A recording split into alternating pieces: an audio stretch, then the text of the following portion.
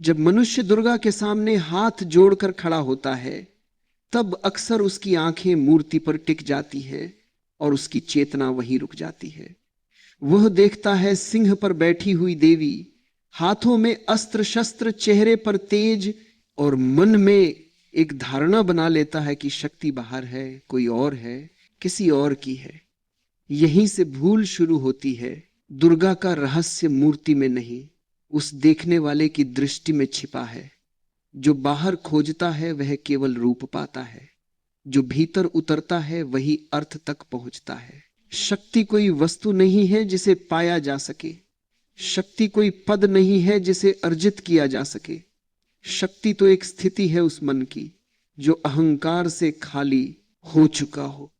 जहां मैं नहीं होता वहीं दुर्गा उतरती है, और जहां मैं बहुत भारी होता है वहां चाहे कितनी ही पूजा क्यों न हो, वहां केवल शोर होता है, शक्ति नहीं। अहंकार बड़ा चालाक है, वह स्वयं को बहुत सुंदर रूपों में छिपा लेता है। कभी वह ज्ञान का वस्त्र पहन लेता है, कभी भक्ति का, कभी त्याग का, कभी सेवा का। मनुष्य कहता है मैं भक्त हूं, मैं साधक हूं, मैं ज्ञानी हूं, और उसे पता भी नहीं चलता कि यह कहने वाला कौन है। यही कहने वाला ही महिषासुर है। उसका नाम बदला हुआ है, उसका रूप बदला हुआ है, पर उसका केंद्र वही है मैं।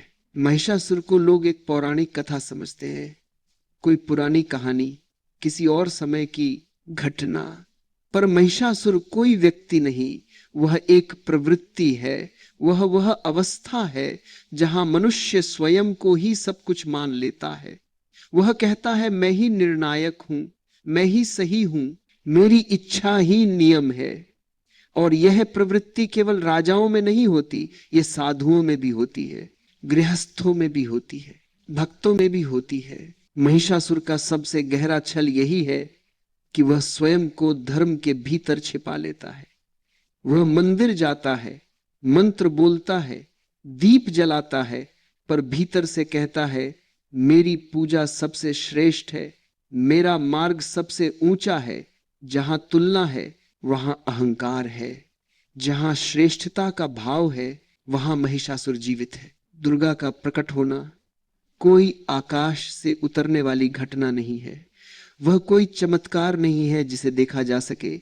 वह एक आंतरिक विस्फोट है। वह उस क्षण घटता है जब मनुष्य पहली बार अपने ही भीतर झांकने का साहस करता है, बिना सजावट के, बिना बहाने के, बिना आत्म प्रशंसा के। जब कोई सच में अपने भीतर देखता है तो सबसे पहले उसे जो मिलता है वह सुंदर नहीं होता, वहां भय होता है, दबा हुआ क्रोध होता है, अधूरी इच्छाएं होती है, स्वामित्व की जकड़न होती है।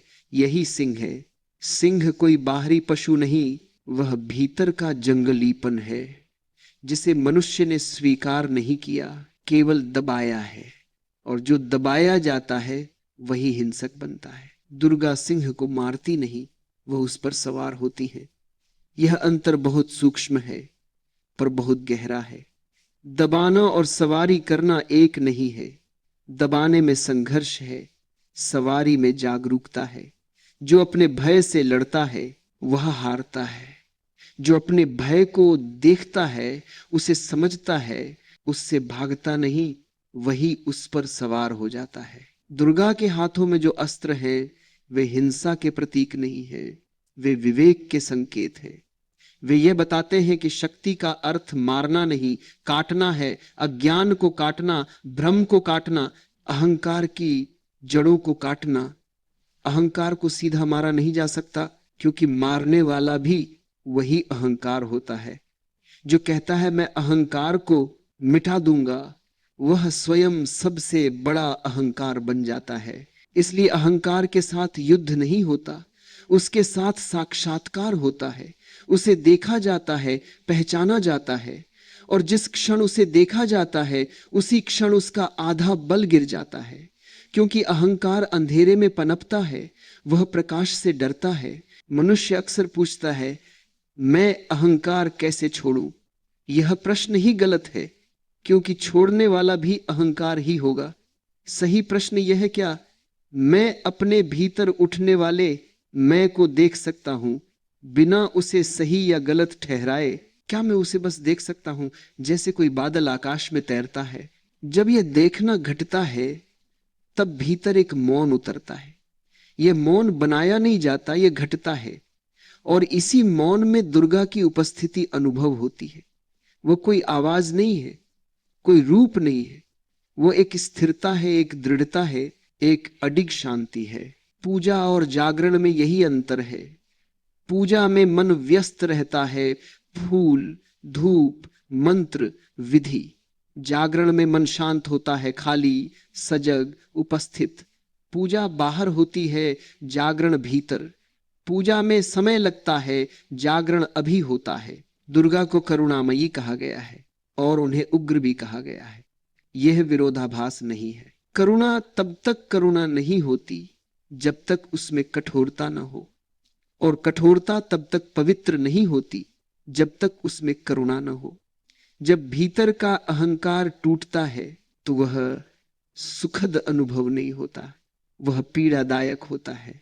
जैसे कोई पुराना घाव खुल रहा हो, जैसे कोई झूठी पहचान गिर रही हो। अहंकार टूटता है तो मनुष्य खाली महसूस करता है। उसे लगता है जैसे कुछ छिन गया हो। वर्षों से जो मैं था, जो पहचान थी, जो कहानी थी, वह ढहने लगती है। यही वह क्षण है जहां अधिकतर लोग डर कर पीछे हट जाते हैं। वे फिर किसी न किसी पहचान को पकड़ लेते हैं। कोई नया विचार, कोई नई भूमिका, कोई नया विश्वास। पर जो इस खालीपन में भी ठहर जाता है, जो भागता नहीं, जो इसे गलत नहीं कहता, वही पहली बार शक्ति को भीतर उतरते हुए अनुभव करता है। यह शक्ति किसी को जीतने की नहीं होती, यह शक्ति किसी को दबाने की नहीं होती, यह शक्ति स्वयं के साथ सत्य होने की होती है। दुर्गा का रहस्य यही है, वह अहंकार की विरोधी नहीं है, वह उसकी साक्षी है। वह उसे मारती नहीं, वह उसे प्रकाश में लाती है। और प्रकाश में आते ही अहंकार अपने आप गिरने लगता है। जैसे अंधेरा सूरज से लड़ता नहीं, बस सूरज के उगते ही मिट जाता है। जो व्यक्ति ये समझ लेता है, उसके जीवन में धीरे धीरे एक बदलाव आता है। वो बोलता है पर भीतर कोई बोलने वाला नहीं होता। वो करता है पर भीतर कोई करता नहीं होता। जीवन चलता रहता है पर जीवन को पकड़ने वाला कोई नहीं रहता। यही दुर्गा का सच्चा उत्सव है। जब भीतर का महिषासुर बिना शोर के गिर जाता है और मनुष्य पहली बार हल्का हो जाता है। जब भीतर का अहंकार गिरना शुरू करता है तो उसका गिरना किसी भवन के टूटने जैसा नहीं होता। वह धीरे धीरे ढहता है, पर हर परत के साथ मनुष्य को लगता है जैसे उसका कुछ अपना छिन रहा हो, क्योंकि वर्षों तक जिस मैं को उसने स्वयं माना, वही मैं अब दरक रहा होता है। यह पीड़ा स्वाभाविक है, यह पीड़ा कोई शत्रु नहीं। यह पीड़ा उस झूठ की मृत्यु है जिसे सच समझ लिया गया था। अहंकार का अंत कोई उत्सव की तरह नहीं आता। न ढोल बजते हैं, न शंखनाद होता है, वह चुपचाप आता है। जैसे रात में दीपक बुझ जाए और अचानक आकाश दिखाई देने लगे। पहले जो दीवारें थी वे गायब होने लगती हैं। पहले जो सीमाएं थी वे पिघलने लगती हैं और मनुष्य घबराता है, क्योंकि सीमाओं के बिना जीने की उसे आदत नहीं रही। यहीं पर भीतर की वास्तविक शक्ति जन्म लेती है। यह शक्ति किसी को जीतने की नहीं होती, यह शक्ति किसी पर अधिकार जमाने की नहीं होती, यह शक्ति भय के बिना देखने की होती है। यह शक्ति यह कहने की होती है, जो है उसे वैसा ही रहने दूं, न उसे बदलने की जल्दी, न उसे सुधारने की हड़बड़ी। जब अहंकार सच में टूटता है तब भीतर एक गहरी शून्यता उतरती है। यह शून्यता खालीपन नहीं है, यह उर्वर भूमि है। पर मन इसे तुरंत पहचान नहीं पाता। वह डरता है क्योंकि उसने हमेशा कुछ न कुछ पकड़े रखा है। नाम, संबंध, विचार, मान्यता। अब जब पकड़ ढीली पड़ती है तो उसे लगता है जैसे वह गिर रहा है, पर यह गिरना नीचे की ओर नहीं होता, यह गिरना भीतर की ओर होता है। और भीतर कोई खाई नहीं है, भीतर आकाश है। लेकिन आकाश में उड़ने के लिए पंख चाहिए, और वे पंख विश्वास से बनते हैं।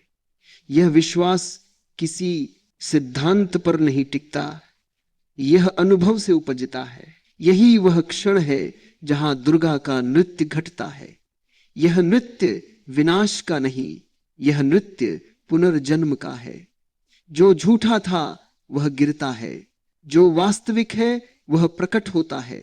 मनुष्य कुछ नया नहीं बनता, वह बस वही बन जाता है जो वह पहले से था, पर जिसे उसने कभी देखा नहीं। अहंकार के अंत के बाद जो शेष रहता है वह कोई महान व्यक्ति नहीं होता, वह कोई विशेष नहीं बन जाता, बल्कि वह साधारण हो जाता है। और यही साधारणता सबसे बड़ा चमत्कार है, क्योंकि साधारण होने में कोई बोझ नहीं होता, साधारण होने में कोई तुलना नहीं होती, साधारण होने में कोई दौड़ नहीं होती। ऐसा मनुष्य हंसता है, रोता है, चलता है, रुकता है, पर भीतर कोई संग्रह नहीं होता। अनुभव आते हैं और चले जाते हैं, पर वे निशान नहीं छोड़ते।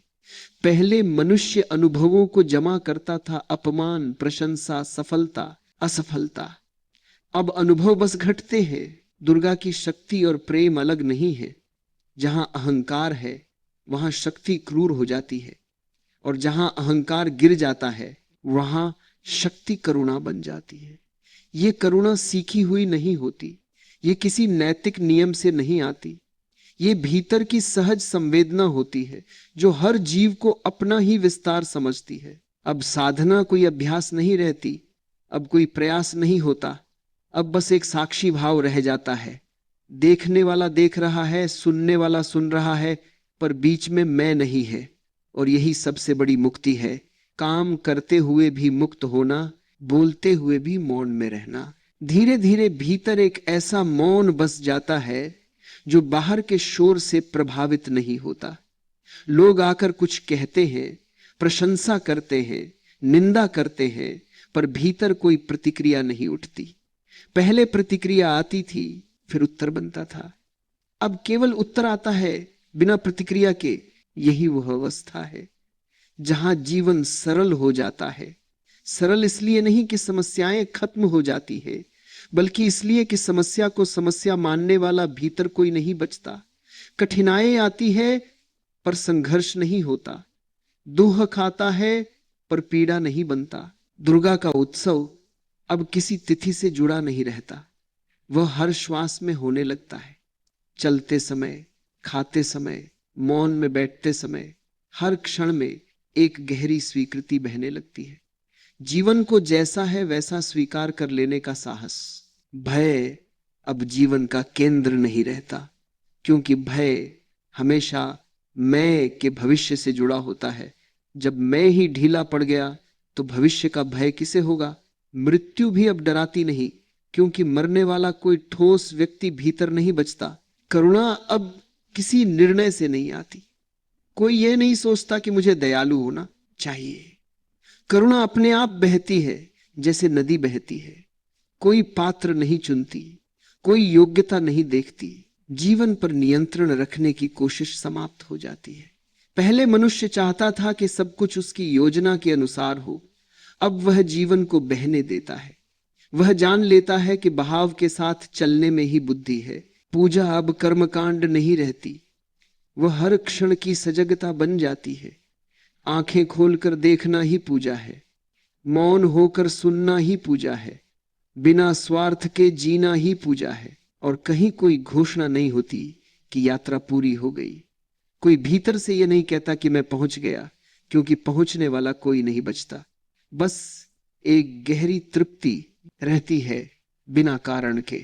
यही दुर्गा जी का रहस्य है, और यही अहंकार का अंत। न कोई विजय, न कोई हार, न कोई ऊंचाई, न कोई नीचे, बस जीवन जैसा है पूर्ण, शांत और सत्य।